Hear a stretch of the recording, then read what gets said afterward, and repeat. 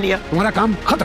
उस खानदान में खौफे खुदा नाम की कोई चीज है ही नहीं। सब कुछ जुटलाकर मैं कैसे खुद को सही साबित करूं? भाड़ में जाओ तुम और तुम्हारे फरासत से। बहुत जल्द तुम्हें मेरी तरफ से नोटिस मिल जाएगा।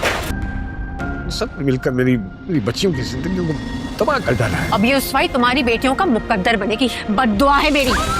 उन लोगों ने मेरी बेटी की जान लेकर ही पूरा मोहल्ला इकट्ठा। सच क्या है और झूठ क्या? पूरा मोहल्ला सिर्फ एक सवाल का जवाब जानने के लिए इकट्ठा हो जाता है। आखिर सच क्या है और झूठ क्या है?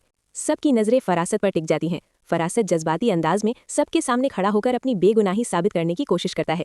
वो बार बार यही कहता है कि उसके और उसकी बेटियों के खिलाफ गहरी साजिश हो रही है।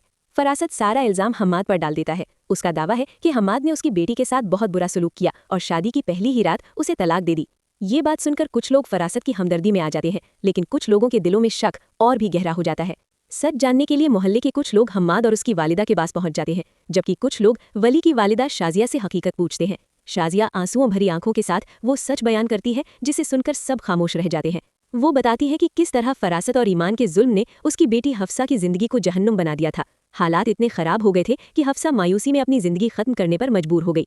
दूसरी तरफ हम्माद की वालिदा भी एक और हैरान कर देने वाली हकीकत सबके सामने रखती है। वो बताती है कि ईमान ने जलन और जिद में हम्माद को अपनी बातों में फंसाने की कोशिश की थी। जब उन्हें इस बात का एहसास हुआ तो उन्होंने जल्दी से हम्माद की मंगनी हफ्सा से कर दी, लेकिन ईमान ने इस रिश्ते को तोड़ने के लिए लगातार साजिशें रची।